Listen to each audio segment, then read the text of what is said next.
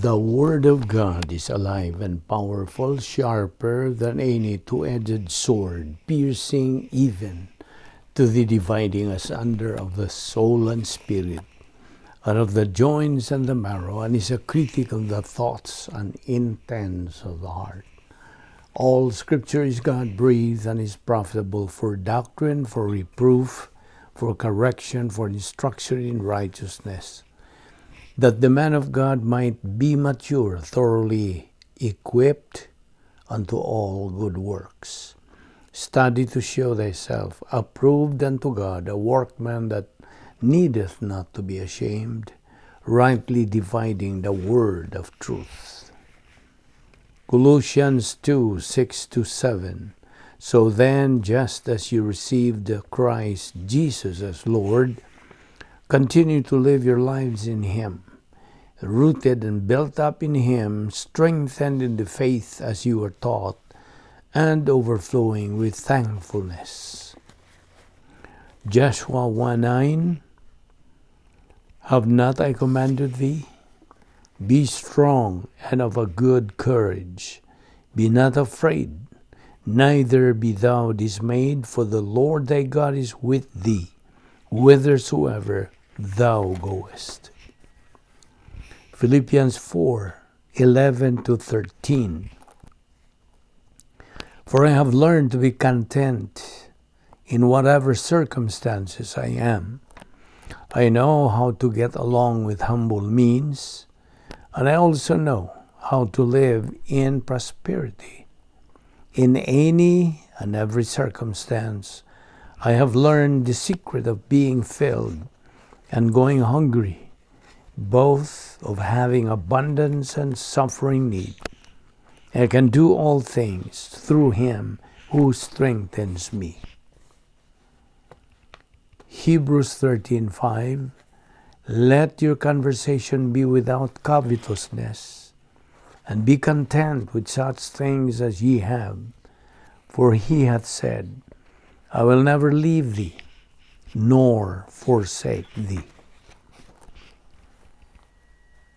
Ephesians 6:12. For we wrestle not against flesh and blood, but against principalities, against powers, against the rulers of the darkness of this world, against spiritual wickedness in high places.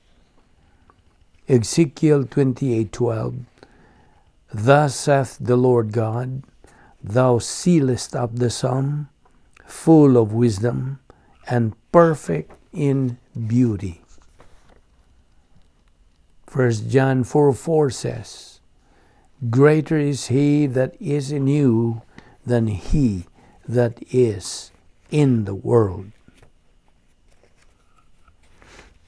Before we start our Bible study today, as usual, we have to examine our conscience and see to it that we still don't keep some sins in our soul, because they become barriers to our study of the Word of God. Usa atong isugid ang tanan natong mga salang nabuhat ning adlaw. Ginamit ang prinsipyo sa 1 John 1:9. This is our SOP. 1 John 1:9 says, if we confess our sins, He, God, is faithful and just to forgive us our sins and to cleanse us from all unrighteousness. Now, alang kanimo higala, the issue you are facing is not confession of your sins.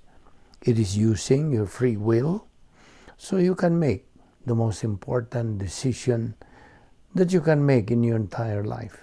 The decision to believe in Christ as your Lord and Savior.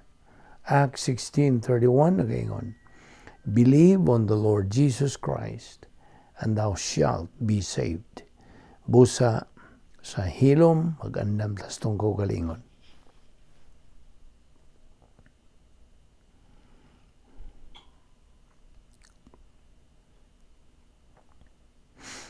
Ama namong langit nun, salamat nining lain sa mga adlaw nga imong gipadangat kanamo nga buhi kami sa among lawas, Timaylan nga ang imong plano nagalihok pa.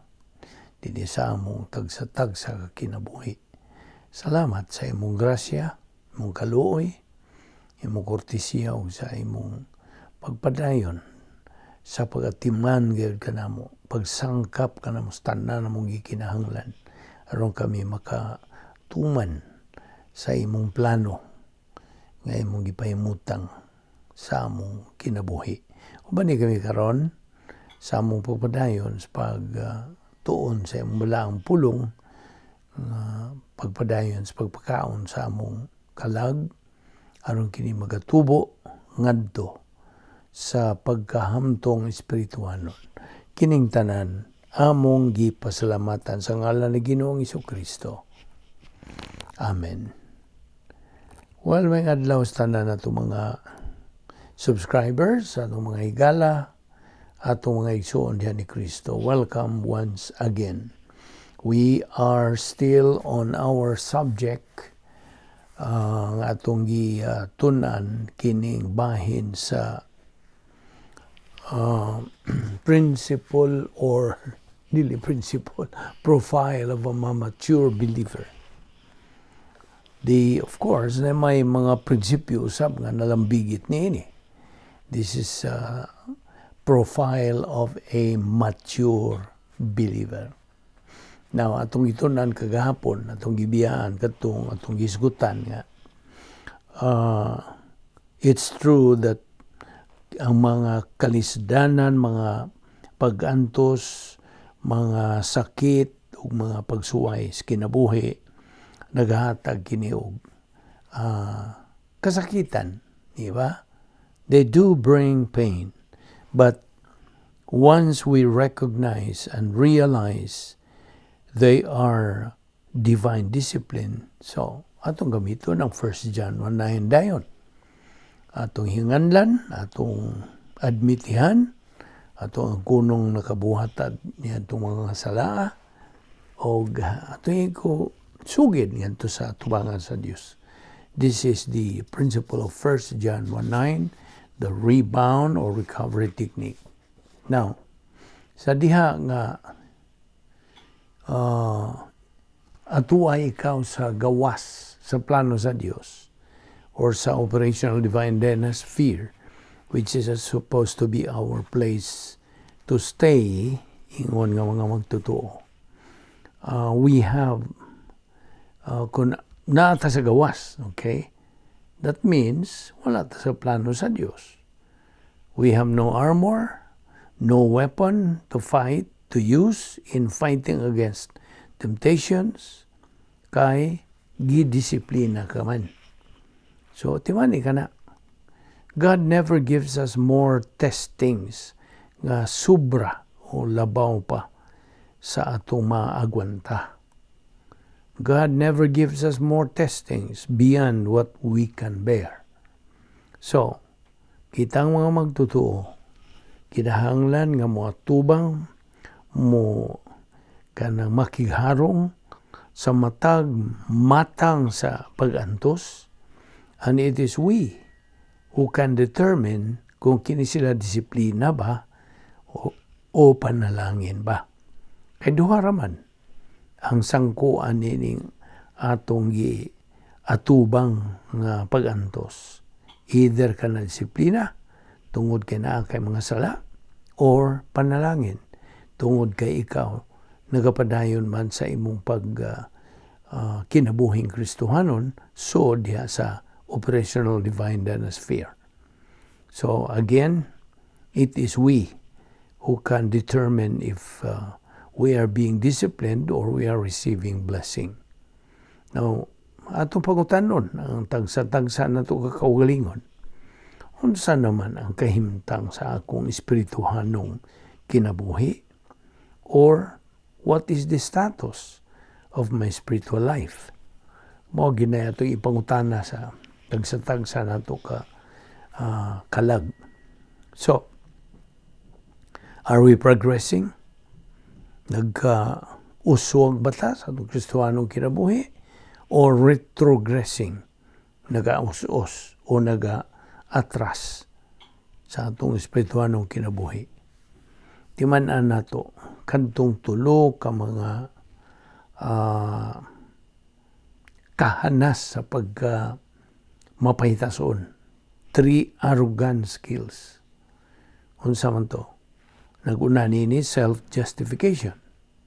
Ikaduha, self-deception. Ikatulo, self-absorption. So, mao na bantayan gyud nato ni kay usa ni sa mga occupational hazard sa atong pagka-Kristiyanon, sa atong pagkinabuhi sa espirituhanong panginabuhi. Kay kini nga atong gitun-an may tungunan sa profile of a mature believer. Kinahanglan magmatngon kita nini. Og ato na maghisgutan kining tulo ka matang o kategorya sa Dios nun nga pagpanton. Ang naguna niini ang pasidaan, warning, discipline. Ikaduha, intensive. Murag nagkabugat-bugat na. Nagkagrabe nga matang sa pagpanton. Ug ang ikatulo, mao na lang bugatan na yun. That's maximum nga disiplina. Otherwise called sin unto death.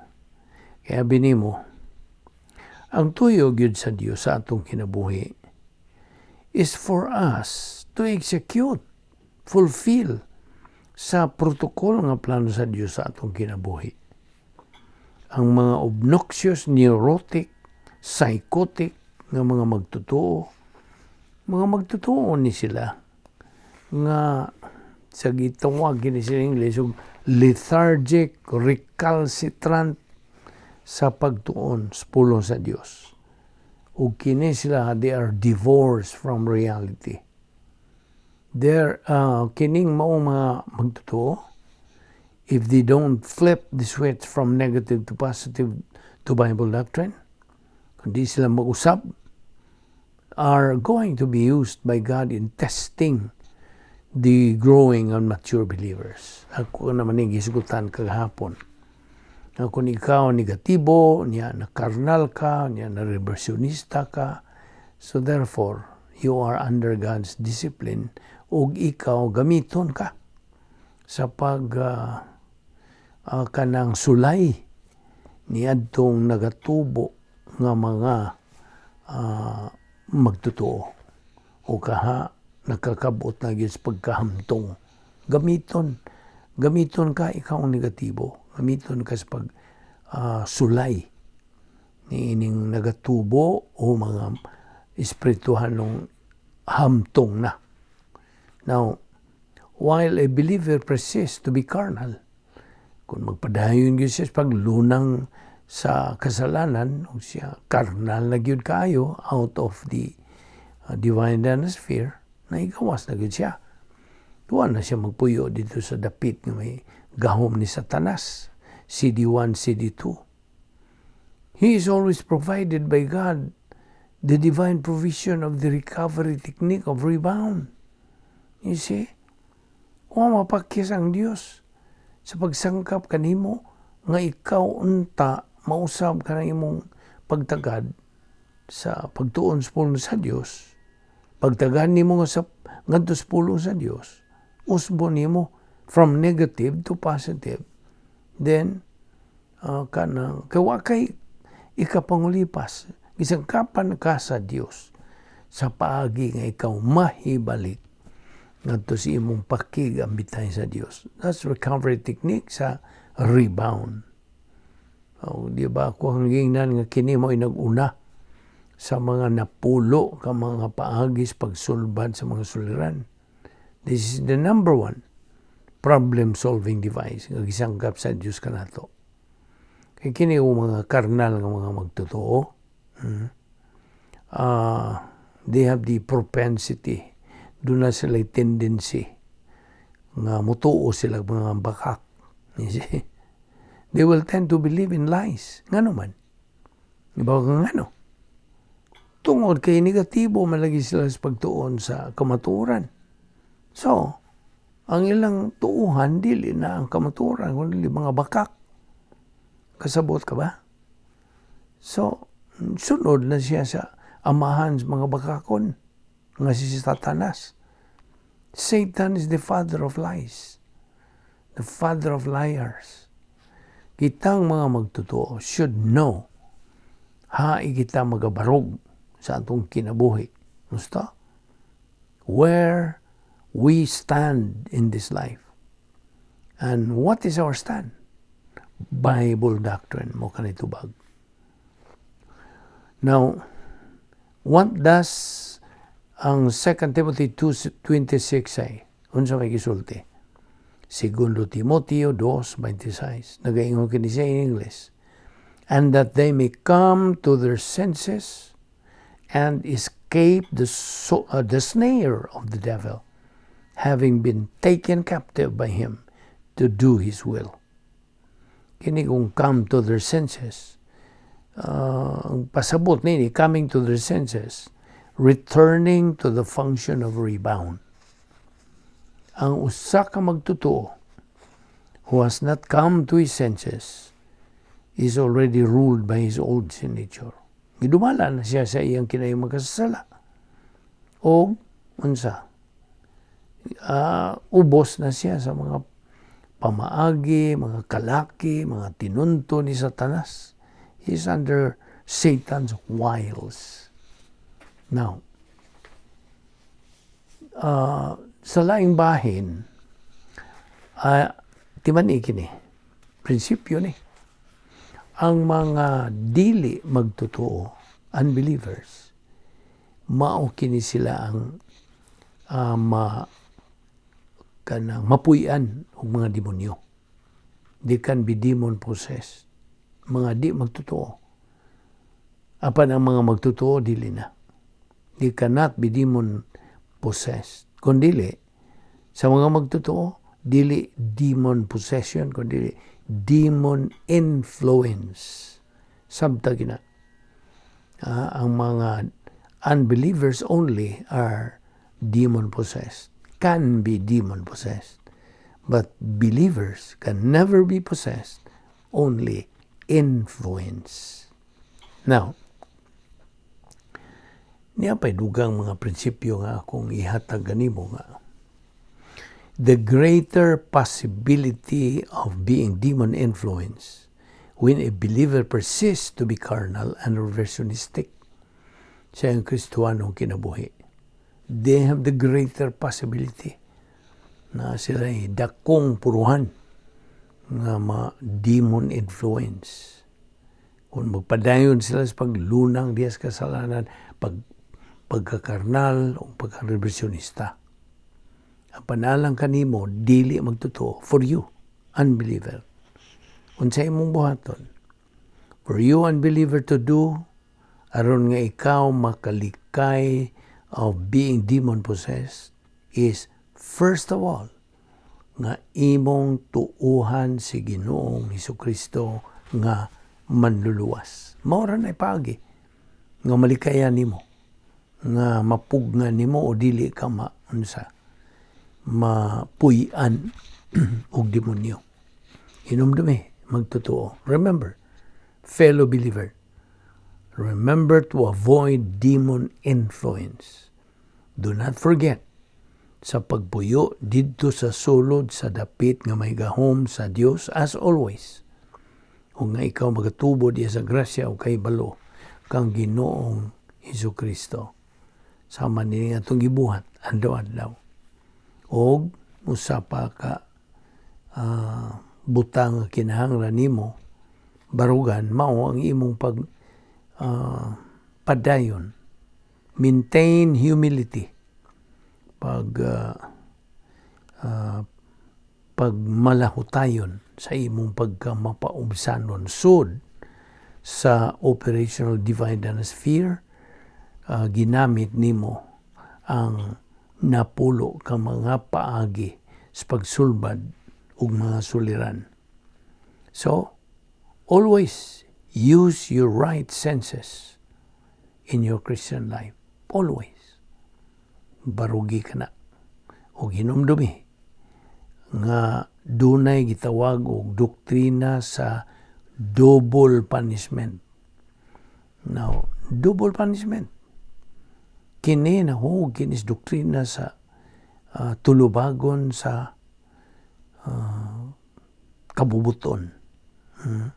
This is under the doctrine of volitional responsibility o sa doctrine of punitive suffering. Now, di man nga ang imong kaligon, ingon ng Kristohanon, anaa diya sa pulong sa Dios. A believer's strength is in the Word of God. Why lying? When a believer rejects the truth, sa diya nga iyang isalikway, ang kamatuoran, he will sooner or later, mutuo na yun siya mga bakak, ang bakak ni Satanas. Whenever we believers face problems sa atong kinabuhi, ayaw ipunting ang imong pagtagad. Do not focus your attention to the problem, kundili ngadto sa espirituanong hinagiban nga naa sa atong kalag. And I hope ana na diha napundo na kana sa imong kalag gumikan sa imong pagkapositibo sa pagtuon sa pulong sa Dios. Today, subo yun ni palandungon, subo una-unaon. Labias kabagang duot sa mga magtotoo, do not have any clue about the spiritual life. Huwag yun. Huwag yun sila lamang. Bahin sa espirituanong panginabuhi.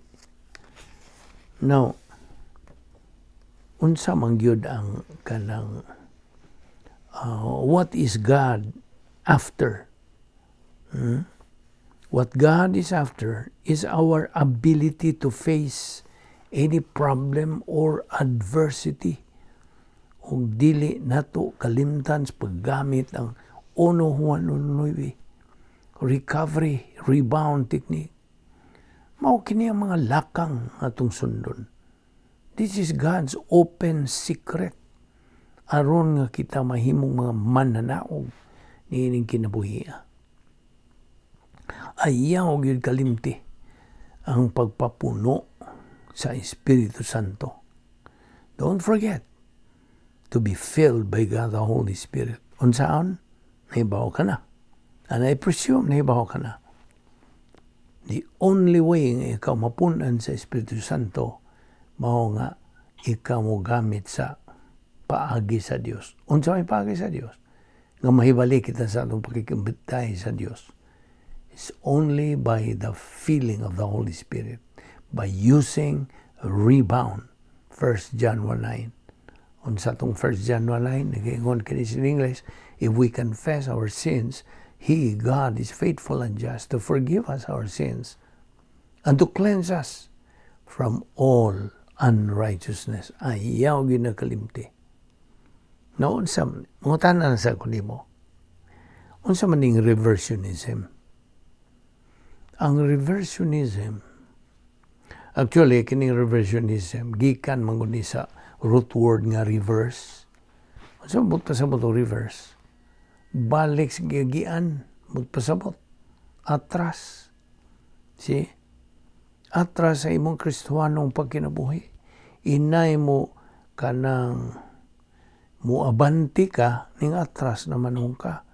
Nga naman, unsa man nakapaatras nimo? Tungod sa imong pagka-negatibo sa pulong sa Dios o di ka lang magdugay unsa karnal ka na. Kanaglunang ka na mas kasalanan. Tuwa na ka man mampuyo sa dapit nga may gahom ni Satanas. So, you are in perpetual carnality. So, pagka sa 2 Timoteo 2:26 ngantos Kapitulo 3, versikulo 7. So, the longer a believer resides in the cities, kay duha man niya dapit ni Satanas, the longer a believer resides, the greater the degree of demon influence. Naagyo dako yung puruhan na ikaw ma-influensya sa demonyo. Naon sa man tong tuod. Ato ra gud tong hatagag pag-review. Paglabas kadtong 8 ka mga ang sa reversionism. What are the 8 stages of reversionism? Okay. Review niya. Operational RFOENBSR.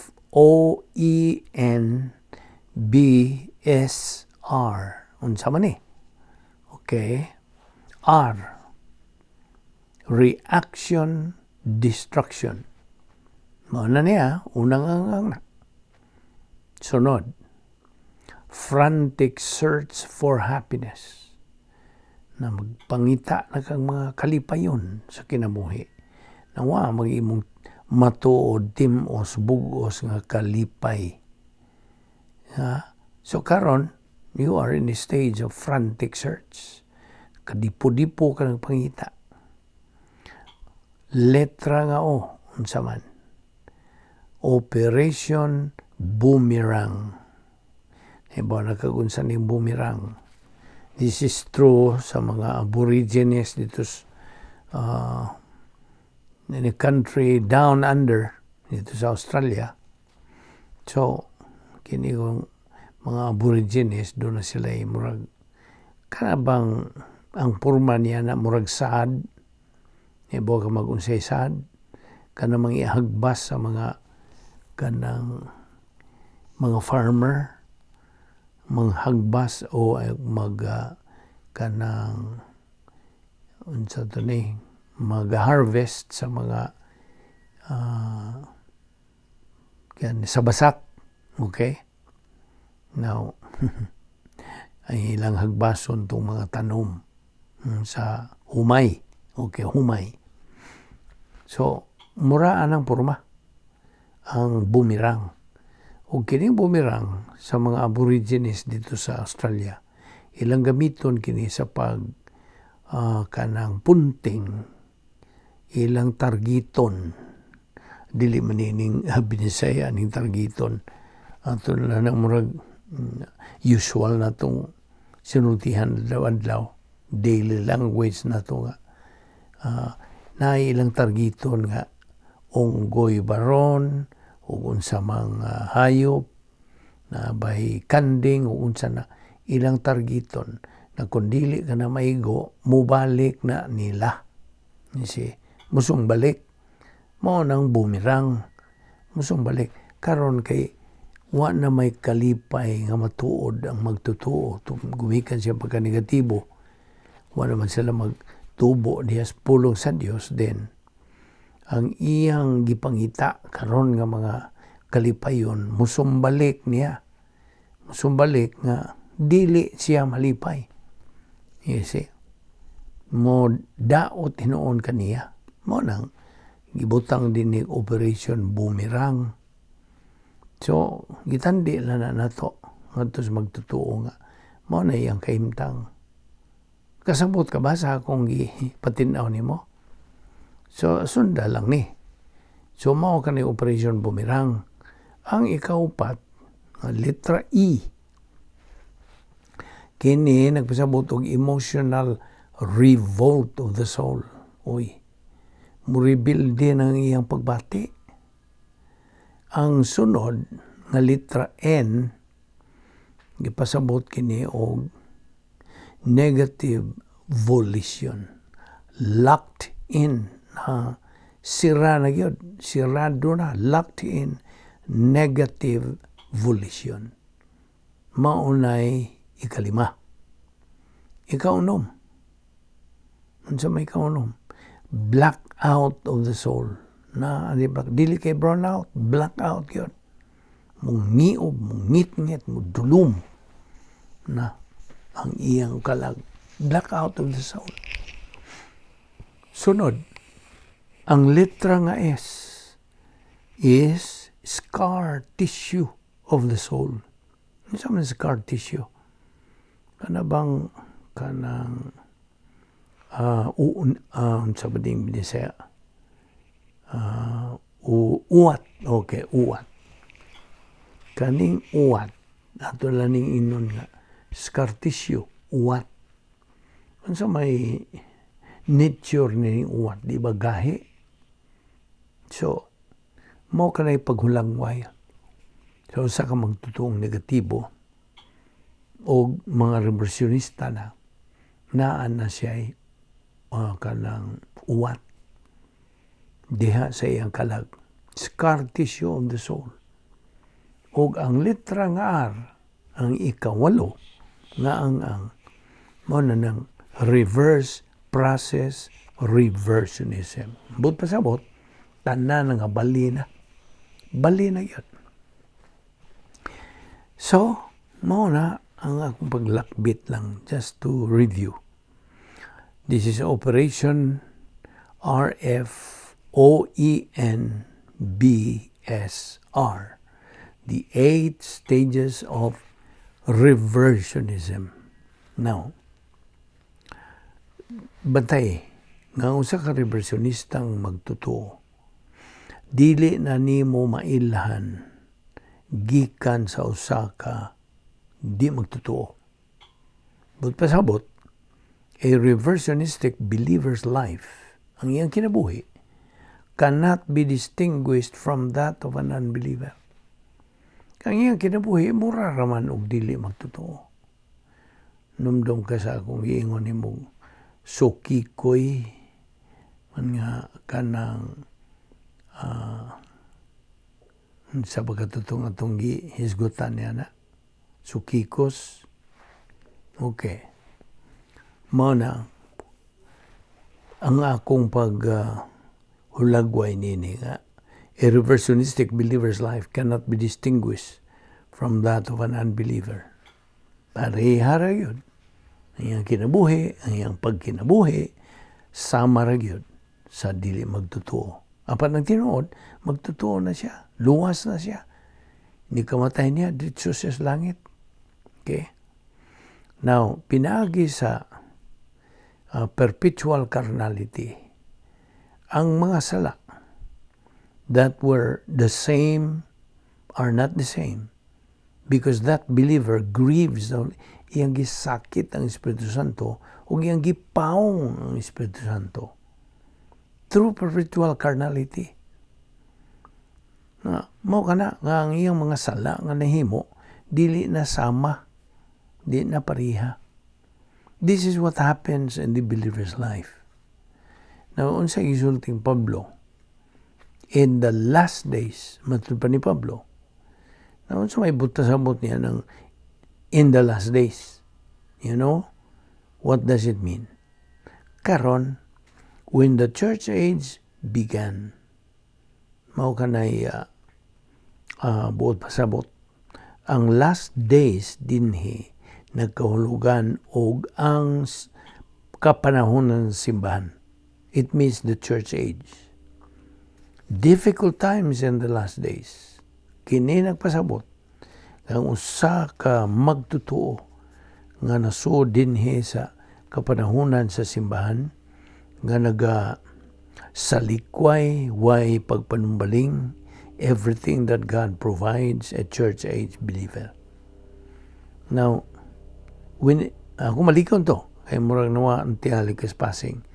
Difficult times in the last days, kini nagkahulugan, a believer in the church age who disregards everything that God provides a church age believer.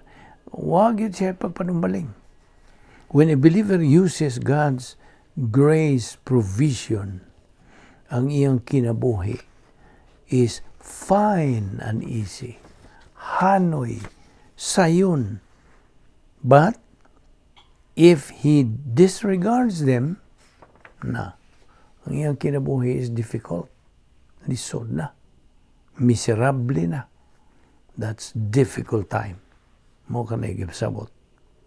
Now, ang mga sala nga di na to i-rebound, nga wa na to isugid, will turn to SUD. Unsa ni SUD? Sin unto death. This indicates nga ang mga sala dili parehas. That sins are not the same. Sa dihang makasala ta, ang atong kinayang makasasala, maoy mo unsa. mo dumala sa atong kinabuhi. The old sin nature takes control of our life. Sa diha ang kita makasala. Mao na nga ayaw yung dugaya ka na sa pagtinir ka ng sala diha si mong kalag. Isugid gayo dayon. Name them immediately. Name them right away. Aron di ka maunsa. Biktima sa mga paagi ni Satanas. Now, diya sa 1 John 5:18, 18, kini nag-ingon, we know that he who is born of God, meaning born again, cannot sin. But he who was born of God keeps him. Na. Ang him din na mo sa Ginoong Jesucristo. Now, kining keeps diha, tereo, ang Grigong pulong. Nagkahulugan, it's in you, but guards him, the Lord Jesus Christ. Kita ang mga magtotoo are sanctified at the point of salvation. Numdum ka, usa sa mga benefits nga itong dawat, nga kita namatarong na. Okay? We have been justified at the point of salvation. Now, sanctification. Okay. Doon na may tulo ka klaseng sanctification. Nondong ka. Review gyapon. Ang nag-una nini is positional. Unsa maning positional sanctification? Well, this is our condition, situation. Mo nitong kahimtang sa diyang kita midawat mituo kang Kristo nga itong manluwas, kita nahiusa na kang Ginoong Jesucristo. So we are positionally sanctified. Mo ni positional sanctification. Natagaan ka na kong ihemplo. Sa guli ang kanang asukar, sa guli o gatas. Mix sugar with milk. Now, inigsagol ni mo niya ng sukar o sa gatas, makakita ka pa ba sa kanang sukar? Di na. You cannot see the sugar anymore. Kaya natunaw naman. Gusto? Kaya mo naman gisagol. You mixed it already. Ikaduha, put a piece of paper niya, i-loop it na insert in a book. Nagkaroon mga tanong ko nimo, can you still see the piece of paper diha sa maong librong imo na karong gisirhan? You close the book. Kita ka pa ba sa piece of paper? Di na. Kaya imo mang gisukip, imo mang i-insert. Nagkatungog ko ba sa akong pasabot nimo? I hope nasabtan nimo. So mao ni kadtong positional. Mao ni una positional. Sunod, experiential. Ug ang ikatulo, ultimate. Ang experiential, ang atong mga kasinatian din is kinabuhi nato din is kalibutan. Experiential sanctification sa atong pagpadayon sa pagtuon sa pulong sa Dios. We are experiencing the sanctification as we grow in grace and in the knowledge of our Lord Jesus Christ. Mao na experiential sanctification. Ug ang ikatulo, mao na ang ultimate. Dito na sa eternidad. We will be sanctified there. Umikan sa atong malahutayon, masigihon, makanunayon sa atong intake of the Word of God. Nagtubo ta. So mao na nga ultimate sanctification didto na sa eternidad uban sa Dios. So mangutana ko nimo, what is your position as a Christian right now? Sabi mong kahimtang. Kaya we have to know that through the lenses of Bible doctrine. Kinahanglan masayra na to. Diya sa 2 Timoteo 2:26 ngadto sa kapitulo 3 versikulo 7, what is pictured here mao ang believers being reversionistic and perpetually carnal who became casualties in the angelic conflict. Mga biktima kini sila pagkapildi niya sa atong espirituhanong gubat nga atong giatubang adlaw-adlaw. Now, ato namang nakita, we have already seen that the last days, kanang phrase diya nga the last days, kininakulugan, the church age where many believers are too negative ngadto sa doktrina. Mao ni the last days. Remember the age of apostasy? Ata ning panahon sa apostasiya. Sabot sa apostasy. Majority of the people are already departing from the truth. Wanag sila kamaturan. So nahugi sila sa the doctrine of volitional responsibility. The law of volitional responsibility.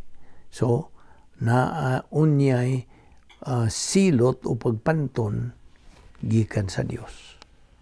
Kung nagalunang nagyud sa kasalanan pagka-reversionista na sa maong magtotoo. Now, tiwan nga ang mga sala that would lead to death are sins not rebounded. Unconfessed sins. Wa man niya isugit. So, mao na nga musangko kini sa gitawag sin unto death. Sins that do not lead to death, mga sala kini that are rebounded. Sabta gina. Kada sala nimo, unya imo dayong isugid unto sa Dios, i-rebound, then, dili na musangko sa gitawag sin unto death. Dili. So, believers can live the spiritual life only pinaagi sa spiritual way of executing it.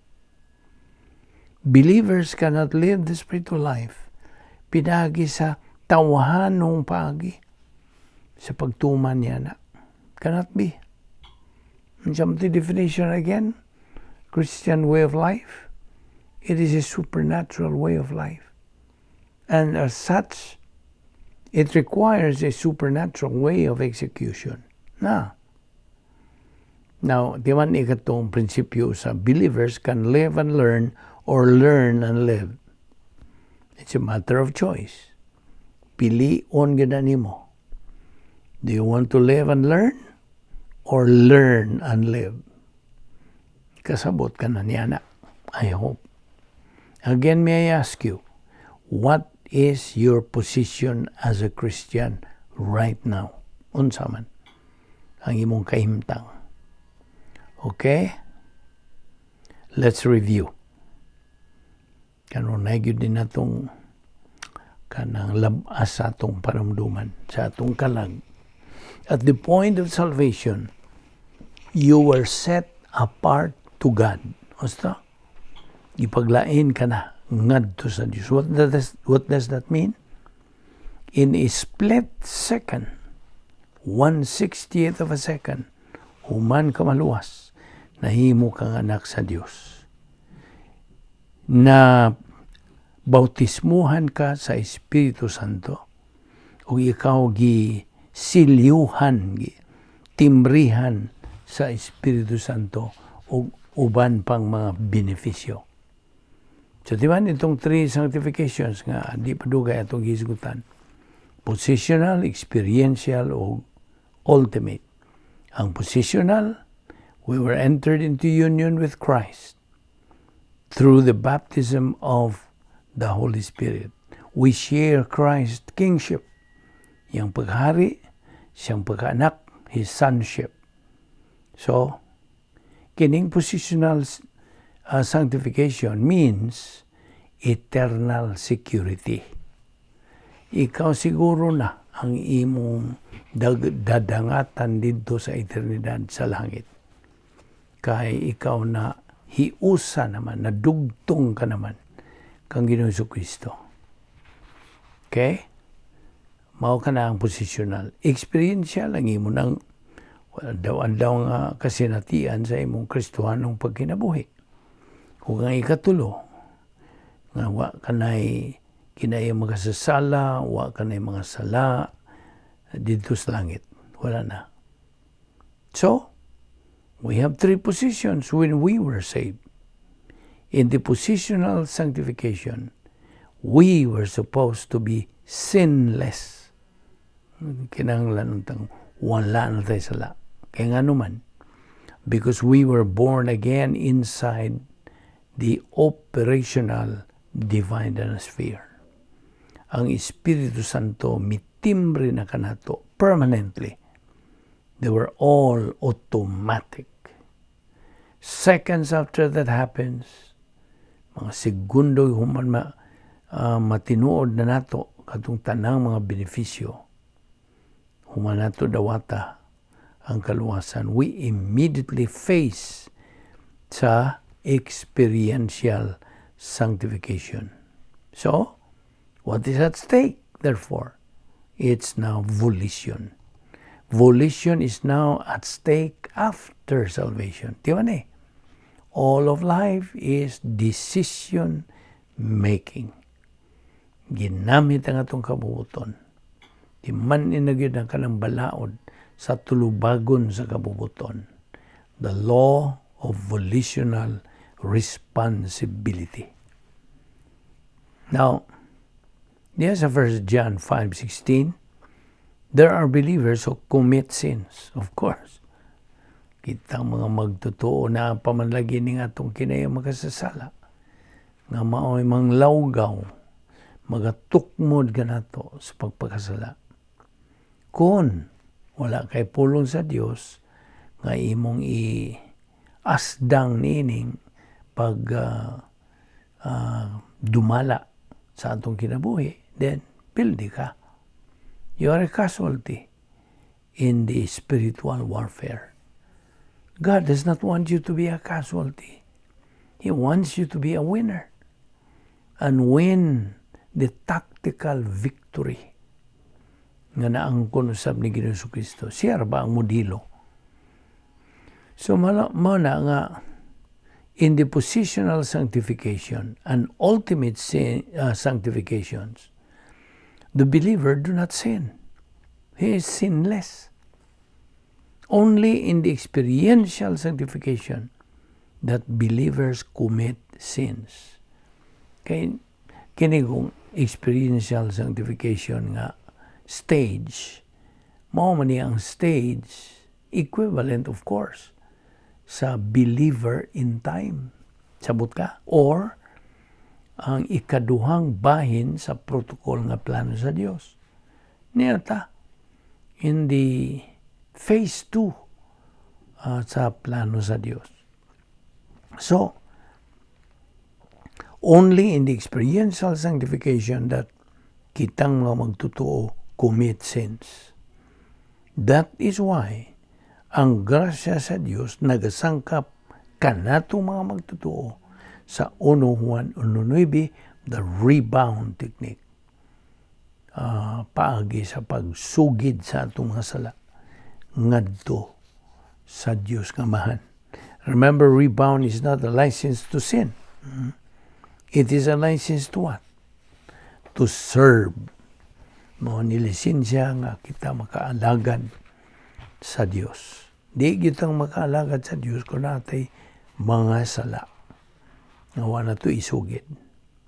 So God always reminds believers to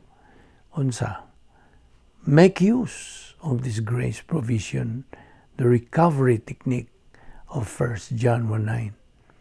God always reminds believers nga sila magapuyo diya sa operational divine sphere, which is the normal life of every believer. Ato ni padayon ugma. Daghan pa kita paghisgutan bahin ini profile of a mature believer. Magampo ta. Sa di pa kita takop ni atong pagtuon sa pulong sa Dios ni adlaw ako kang pangutanon ni gala. Kuno galing mamatay ka karon, nahibaw ka ba og mahilangit ka o maimpyerno ka hangtod sa kangturan? Ang Biblia ang pulong sa Dios nagkanayon nga imo kanang masayran. So gipangutan ta ka higala. Niining pangutana saglit mao man gyud kining labing manungdanong pangutana sa tibuok mong kinabuhi. So pangutan-on na sab kanako, luwas ka ba? Dili question kung sakop ka bago sa kasimbahan, kundi luwas ka ba? Are you saved?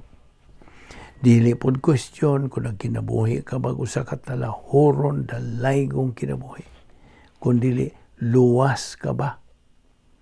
Kaya ang Biblia God nagsulti sa ingon hini, kinahanglang maluwas kita. Juan 3:16-36, mga buhat 16:31.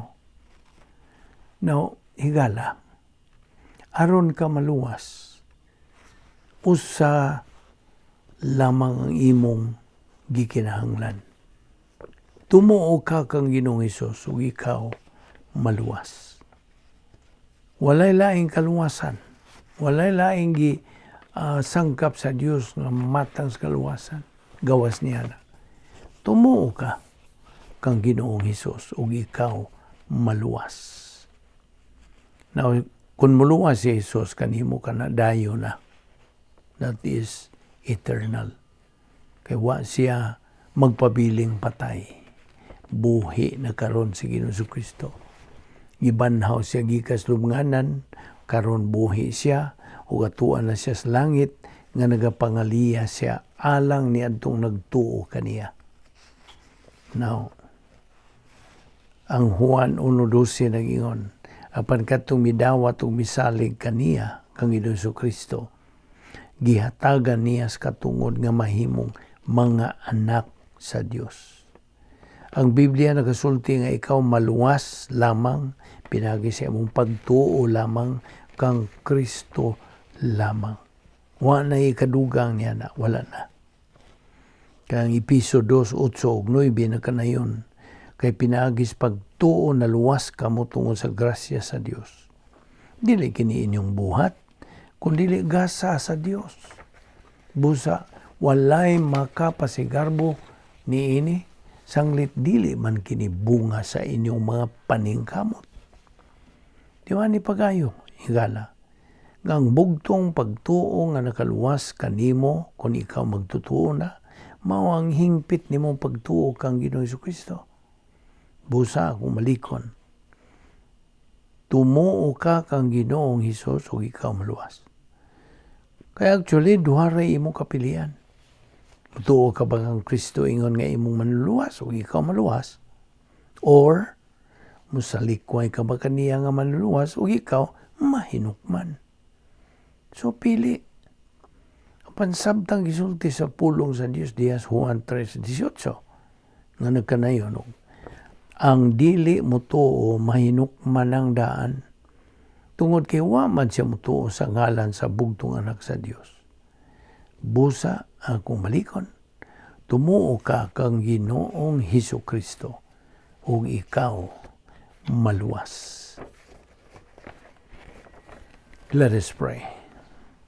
Amahan na mong langit nun, salamat nining grasya nga mong ipahimuslan, grasya kining pagtudlo nimo sa imong kamaturan, nga mo lamang ang among magamit sa among Kristohanong pagkinabuhi, aron kami magmadinaugon sumala sa imong kabuton. Dada kami pagbalik ugma dinhi, aron kami makapadayon nining among spiritual momentum, kining tanan among ipasalamatan, sa ngalan ni Ginoong Kristo. Amen.